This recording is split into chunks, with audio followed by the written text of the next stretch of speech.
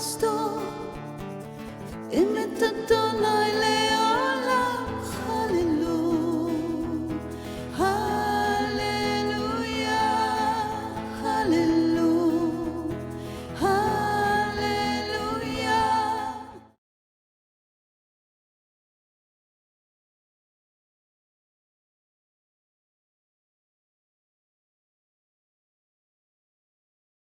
Shalom, shalom et bonjour. Mon nom est Jackie Firman des Ministères Ariel Canada.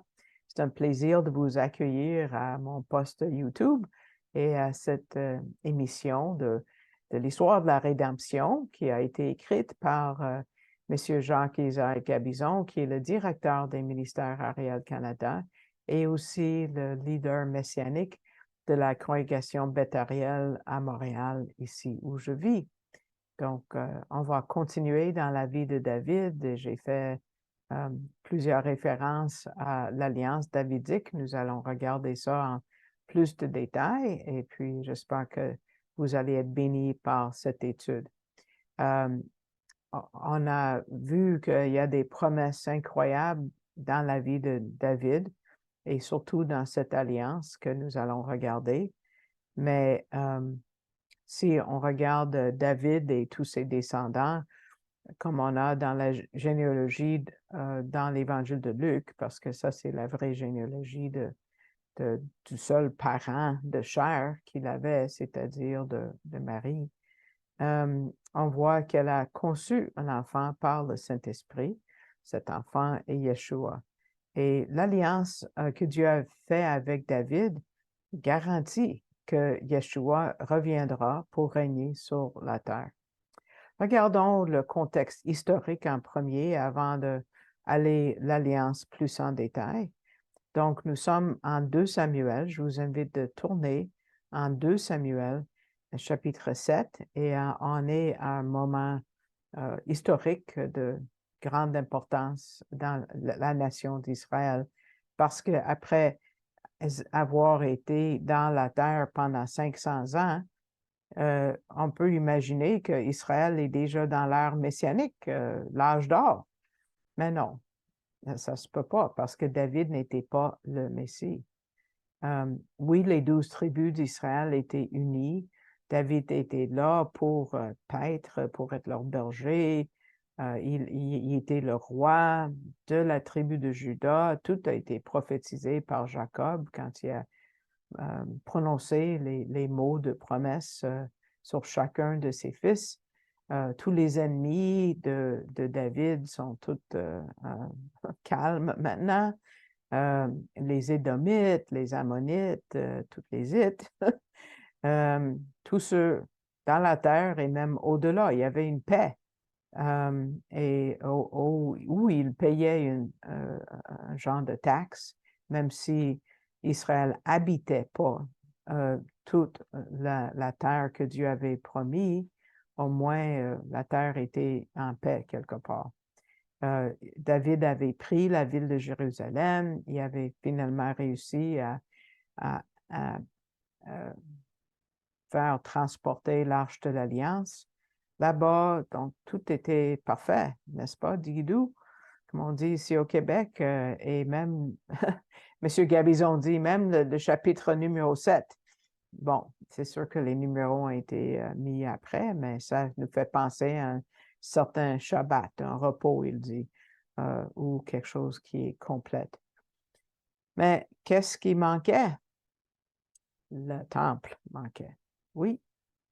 Et on commence ce chapitre en parlant du temple, parce que David avait un désir très profond de faire construire ou de construire le temple.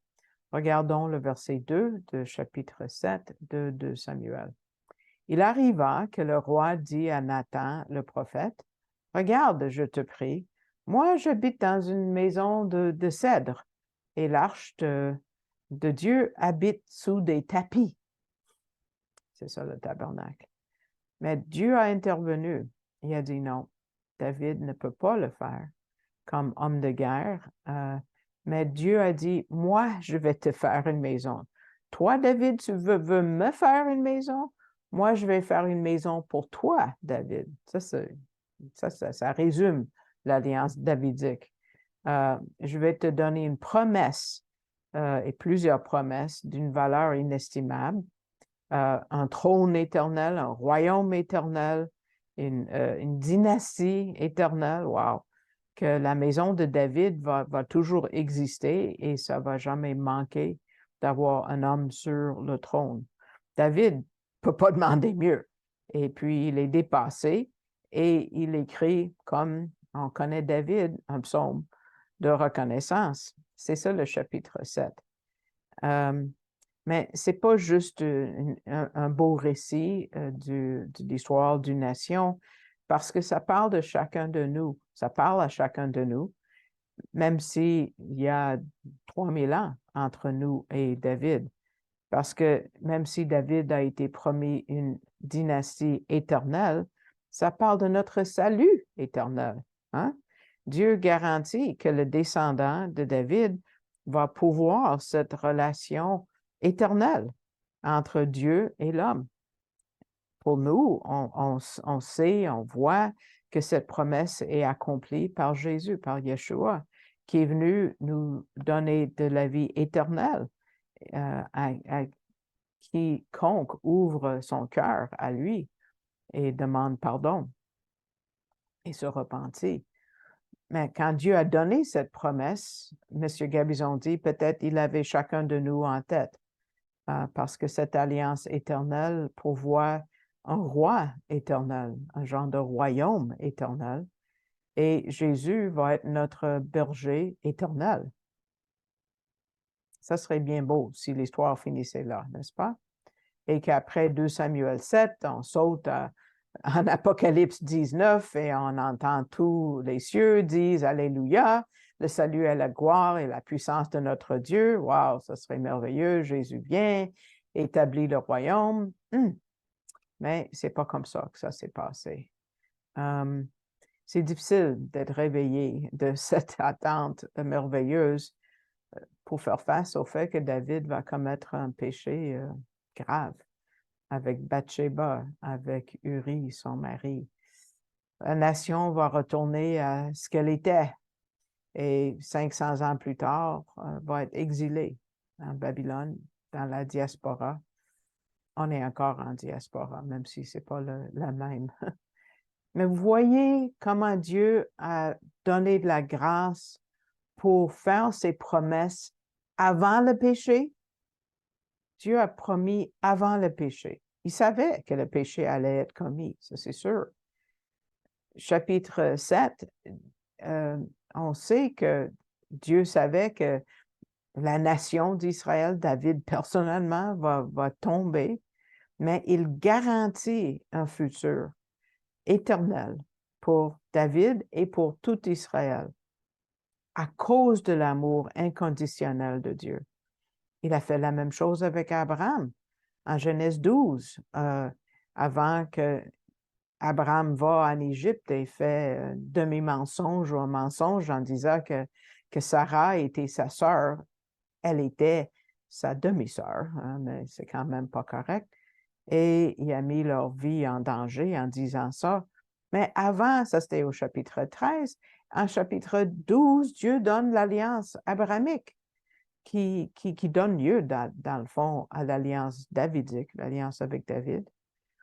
Donc, notre salut, pour revenir à nous, ça garantit notre salut qui est ancré dans l'amour inconditionnel de Dieu.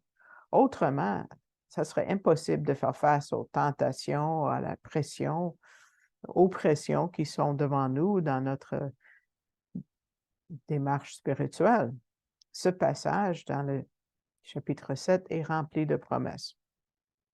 Regardons le verset 2, ce que David dit. Moi, j'habite dans une maison de cèdre, l'arche de Dieu habite sous des tapis. Ça a toujours été vrai quelque part du Messie, parce que l'homme construit des châteaux, des belles maisons, des cathédrales, et Dieu est comme laissé de côté, n'est-ce pas? Regardons l'alliance. C'est au début du verset 12, et Dieu mentionne l'élection de la nation d'Israël pour toujours. Le mot pour toujours veut dire Léolam et c'est mentionné 7 fois dans cette section. Donc, lisons versets 12 et 13. Quand tes jours seront accomplis, que tu dormiras avec tes pères, je susciterai après toi ta semence, qui sortira de tes entrailles, et j'affermirai son royaume. Lui bâtira une maison à mon nom, et j'affermirai le trône de son royaume pour toujours. Nous allons faire, on va sortir 6 points, il y a même 7 là-dedans, donc si vous voulez en prendre note, je vous invite à prendre quelque chose pour les prendre en note. Mais avant que l'histoire des rois de Juda commence, le lecteur est assuré que quoi qu'il arrive, le royaume est pour toujours. Quoi qu'il arrive, ce que vous allez lire après, pas grave. Le royaume est pour toujours. Et Dieu merci, parce que Yeshua est de ce royaume. Et on sait que c'est pour toujours. Jésus va revenir pour s'asseoir sur son trône et le trône de David. Et Dieu veut qu'on sache que c'est vrai. Regardons le verset 16. La maison et et ta maison et ton royaume seront rendus stables à toujours devant toi. Ton trône sera affermi pour toujours. Il le répète comme s'il savait qu'il va avoir beaucoup d'opposition, même jusqu'à ce jour. Donc, on va résumer, on va faire 6 points, comme j'ai dit, il y a presque 7, de ses promesses. D'abord, il promet un nom éternel à David. Le nom veut dire bien-aimé. David, c'est ce que David veut dire, aimé, bien-aimé. Et le mot et le nom de David, savez-vous combien de fois on le voit dans la Bible? Parce que quand on dit le nom de quelqu'un, c'est quelqu'un qu'on affectionne, n'est-ce pas? Si on ne dit pas le nom de quelqu'un, il n'y a pas beaucoup d'amour là. Mais son nom est dit 1075 fois dans la Bible, plus que Moïse, plus qu'Abraham.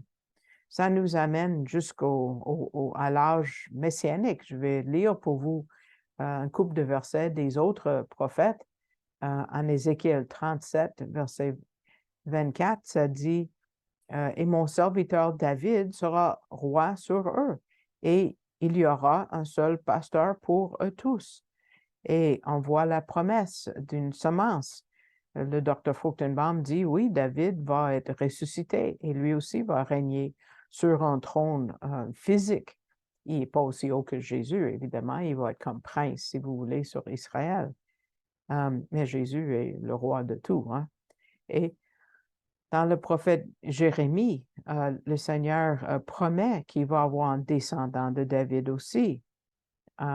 Jérémie 33, surtout le verset 17, mais vous pouvez lire jusqu'au verset 22 si vous voulez, mais le verset 17 dit, car ainsi dit l'Éternel, David ne manquera pas d'un homme assis sur le trône de la maison d'Israël. Donc cette alliance est répétée et rassurée dans ces deux prophètes, Ézéchiel et Jérémie. Parce qu'à leur époque, Jérémie et Ézéchiel, rappelez-vous, c'était pas Jojo, là, hein? Jérusalem et le temple étaient détruits et plusieurs pouvaient penser que c'était fini, la lignée de David, mais non. Deuxième point de l'alliance avec David, que Israël sera une grande nation, comme Dieu avait promis à Abraham. C'est pour ça que l'alliance davidique sort de l'alliance avec Abraham, de Genèse 12, verset 1 à 3. Israël sera une grande nation, malgré ce qu'on voit aujourd'hui, et on sait que ça va être pour toujours, parce que pensez à la Nouvelle Jérusalem, notre demeure éternelle, parce que où est-ce que sur la Nouvelle Jérusalem, aujourd'hui, qu'est-ce qu'il y a écrit?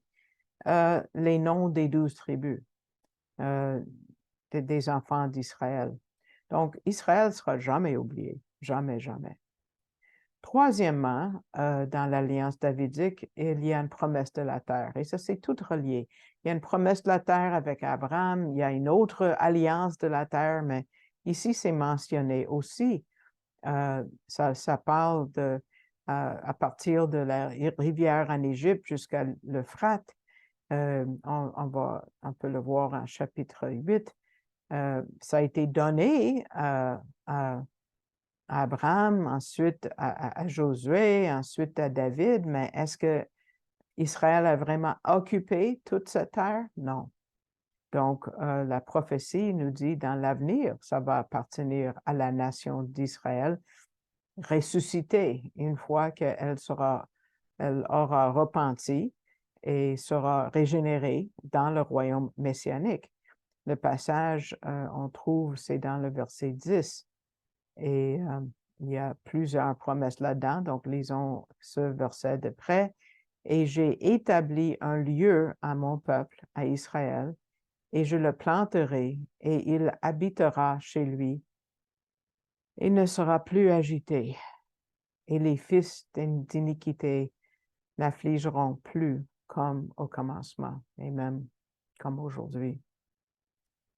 Donc, quatrièmement, dans ce verset 10, on lit que, ouf, finalement, il va y avoir une paix parfaite, et il n'y aura pas d'ennemi qui va venir contre Israël comme vient d'arriver. Cinquièmement, l'alliance est pour toujours, c'est-à-dire c'est une promesse inconditionnelle. Ça ne peut jamais être abrogé. C'est vraiment pour toujours, toujours, toujours. Dans les traductions de Louis II et Darby, des fois, et même des fois dans des traductions anglaises, quand Dieu fait une promesse, des fois, c'est traduit par le passé pour dire à quel point c'est tellement sûr que ça va arriver qu'on met le temps de verbe au passé, même si l'idée est future. Et dans la Darby et Louis II, les promesses dans l'alliance avec David sont au passé. Dans la Bible du Sommeur, c'est au futur.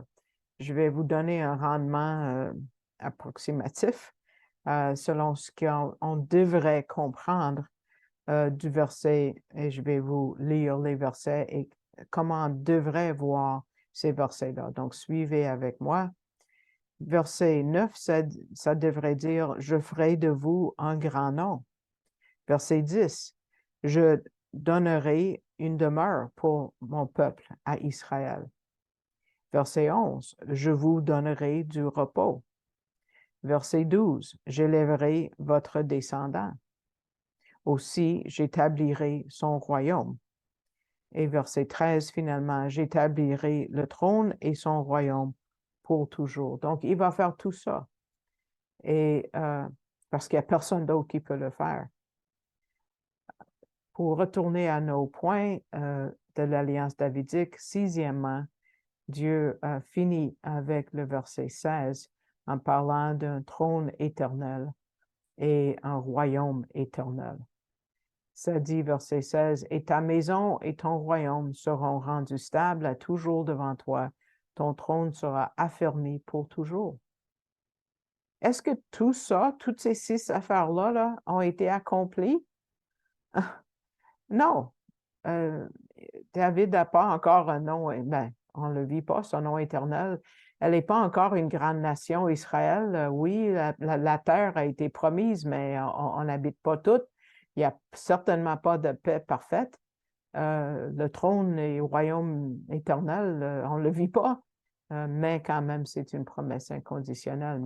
Donc, ce n'est pas encore accompli. Ce n'est pas arrivé dans l'histoire. Mais on sait que quelque part en Israël, il y a une famille qui est un descendant de David et à travers qui, M. Gabizon dit, un roi va être élu et régner avec le Messie. Dr. Fruchtenbaum dit que David lui-même va être ressuscité. Donc, c'est un sujet assez chaud dans les communautés juives. Mais qui vient de la tribu de Juda, de la famille de David? Vous pouvez me demander de quelle tribu es-tu, Jackie? Je ne le sais pas. Je ne sais pas de quelle tribu je suis. Il y a uniquement les Lévites qui savent de quelle tribu ils sont, et ça, c'est une question génétique, puis en tout cas, leur nom, Cohen, Lévi, Lévin, en tout cas, il y en a plein. Mais les Juifs cherchent leur généalogie. Donc, c'est quelque part, c'est perdu. Mais les 10 tribus n'ont pas été perdues parce qu'on voit que Anne était d'une tribu qui était supposément perdue quand on voit les récits dans les évangiles. Donc, non. Certainement, les 10 tribus sont retournées de l'exil, mais en plus petit nombre, oui. Il y a quelque chose d'autre qui a été perdu et je voulais vous parler de cela. C'est comment on prononce le nom de Dieu. Souvent, je vais vous dire que c'est 4 lettres hébraïques, Yod, He, Vav, He.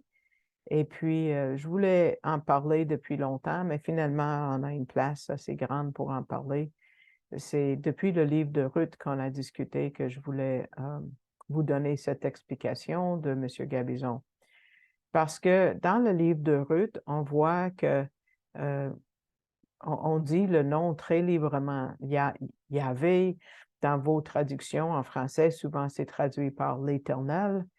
On peut le noter 18 fois dans le livre de Ruth. Et c'est toujours utilisé comme une bénédiction ou une description. Naomi, Ruth, Boaz ont utilisé son vrai nom, si vous voulez. Yod, He, Vav, He, Yahvé, quelque chose comme ça. On ne sait pas comment le prononcer. Pourquoi est-ce que c'est si important? Parce que rendu au 1er siècle, on a perdu, je vous ai parlé de qui vient de la maison de David, c'est perdu. Aussi, la prononciation du nom de Dieu a été perdue.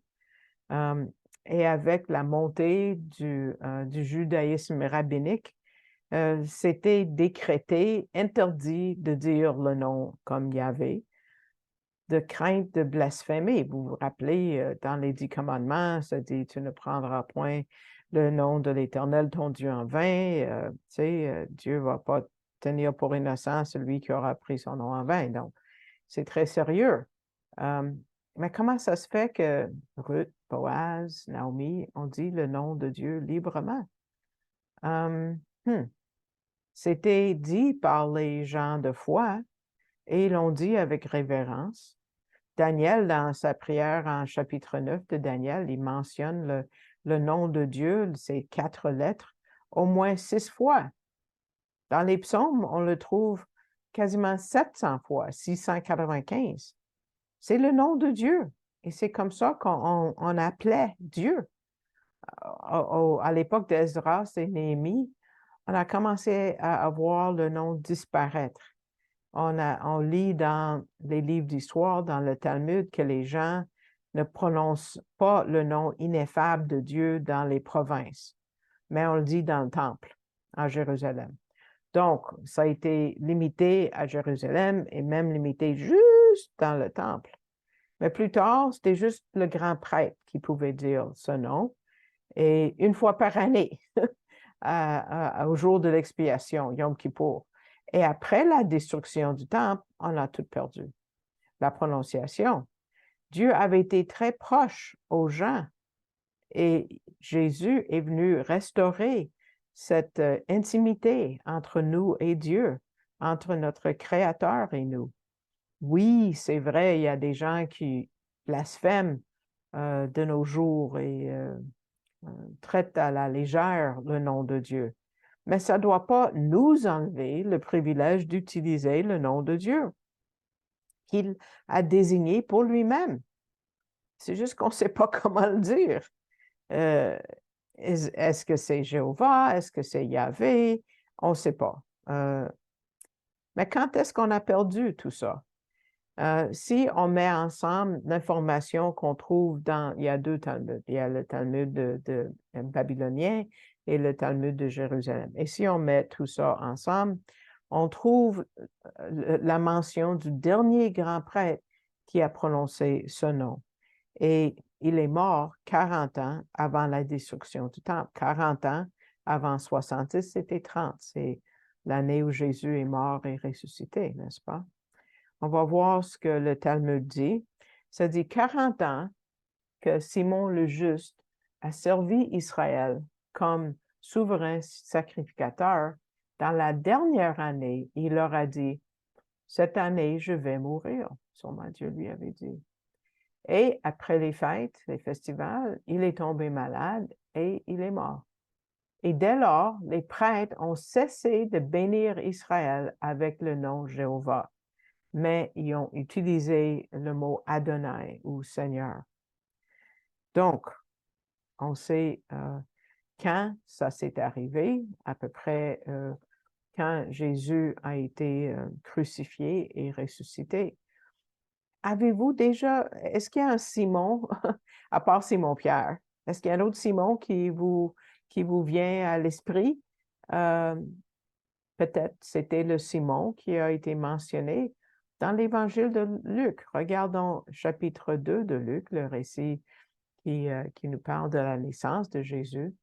Luc 2, versets 25 et 26, ça dit, « Et voici, il y avait à Jérusalem un homme dont le nom était Simeon, comme Simon.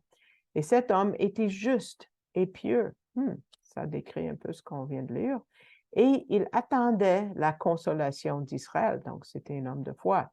« Et l'Esprit Saint était avec lui. » Bon, sûrement, c'était un homme qui suivait Dieu.